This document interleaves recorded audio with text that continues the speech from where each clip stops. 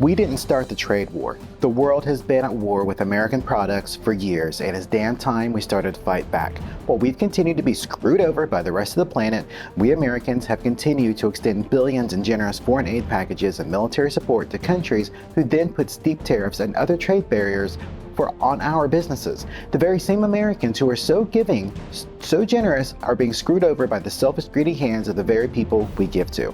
I think it's time we told them to screw off.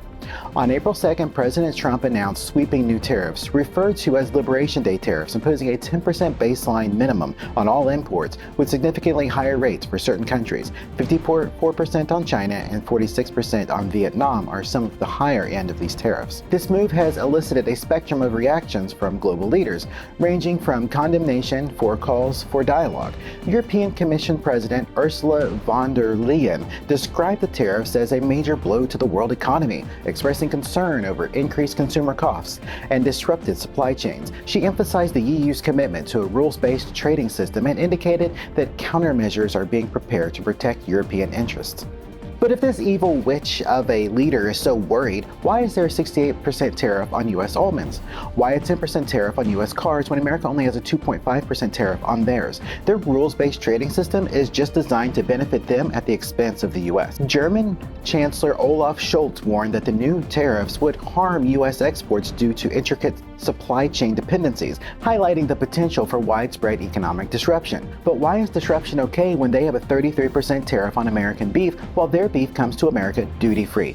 Italian Prime Minister Giorgia Meloni called the 20% tariffs on U.S. goods as wrong, asserting that they would not benefit any involved parties. Italy's Wine Growers Union expressed concern that the tariffs could force many producers out of business, but they have a 25% duty on American bourbon and 30% on U.S. dairy. Why is it not wrong for them to screw over American producers, but it's wrong for the U.S. to treat them how they've treated us? Japanese Chief Cabinet Secretary Yoshimasa Hayashi termed the tariffs extremely regrettable, questioning their compatibility with Japanese-U.S. trade agreements, and expressed concerns about their impact on economic ties in the global economy. Okay, so where was the concern for the global economy when they added a 778% tariff on American rice? Now, Japan does have a fair complaint when it comes to the 25% tariffs America has added to their car manufacturers.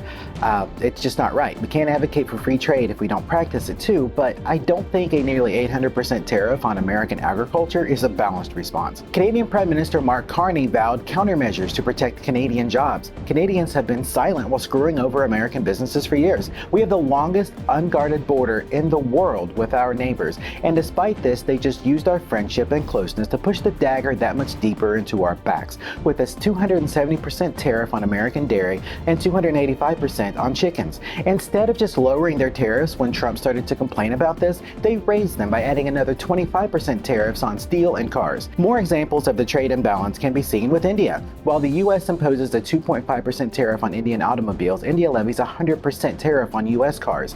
India's average tariff on agricultural products is 39%, with some as high as 300%, significantly higher than the U.S. average of 5%. This substantial disparity wages war on American exporters, particularly in the automotive and agricultural sectors, and prevents American businesses from accessing the billion Indian consumers. Similarly, Brazil imposes an 18% tariff on U.S. ethanol imports, while the U.S. only charges 2.5% on Brazilian ethanol. Given that Brazil is a leading producer of ethanol, this tariff structure severely restricts U.S. ethanol producers from competing fairly in the Brazilian market. The EU as a whole presents another case where American products face significant barriers. The EU enforces restrictions on U.S. seafood exports, limiting market access for American fishermen and seafood producers. These constraints not only affect the seafood industry, but also set a precedent for other sectors where non-tariff barriers are employed to the detriment of U.S. exporters. In South Korea, tariffs on U.S. imports are 4 times higher than those imposed by the U.S. on South Korean goods. This imbalance is particularly concerning given the substantial U.S. military presence and support in the region, highlighting a disconnect between security cooperation and economic reciprocity. We also have a one-sided commitment when it comes to foreign aid and military support. For example, Israel is the largest cumulative recipient of U.S. foreign aid since World War II. They've received over $310 billion adjusted for inflation in economic and military assistance. This includes funding for fighter jets and other types of weapons, yet Israel maintains a 25% tariff on U.S. agricultural imports and restricts American tech firms like Apple and Google from competing in its cybersecurity sector. Egypt receives $1.3 billion annually in foreign military financing, covering 80% of its military procurement budget. Over the last 2 decades, Egypt has used over $40 billion in FMF funds to purchase U.S.-made Abrams tanks, fighter jets, and Apache helicopters. However, Egypt imposes a 40% tariff on poultry, a sector where the U.S. is the world's top exporter, effectively blocking Iowa and Arkansas farmers from a market of 110 million consumers. Pakistan, a strategic ally in counterterrorism, has received over $30 billion in U.S. aid since 1948, half of it military-related. This includes funding for jet fighters that are used in operations against al-Qaeda. And despite this support, Pakistan imposes a 35% tariff on U.S. textiles, hindering American manufacturers from accessing a market where textile demand is growing annually by 7%.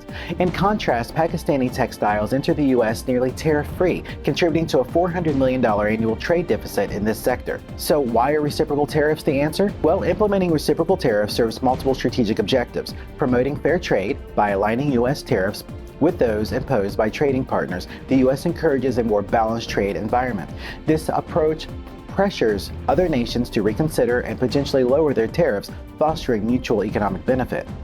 It protects domestic industries. Equitable tariffs provide a buffer for American manufacturers and farmers against unfair foreign competition, supporting domestic job creation and economic stability. Reciprocal tariffs equip the U.S. with tangible leverage in trade negotiations, compelling partners to address and rectify existing disparities. President Trump's administration underscored this policy shift by introducing a 10% baseline tariff on all imports, with higher rates for countries exhibiting significant trade imbalances.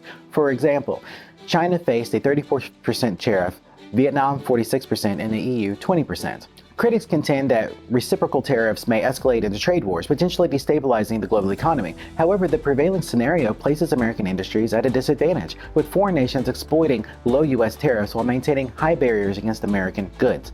Implementing reciprocal tariffs is not about initiating conflicts, but about demanding fair treatment and rectifying systemic inequalities.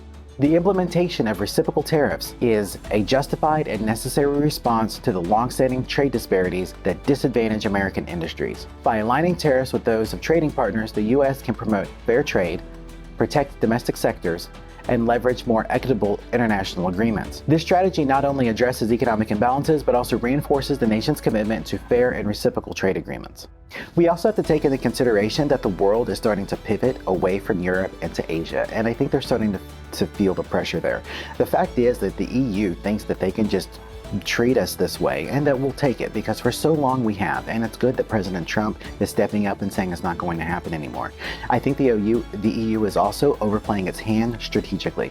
As the world continues to pivot back towards Asia, as it has historically before the Great Leap, which is probably a topic for another video.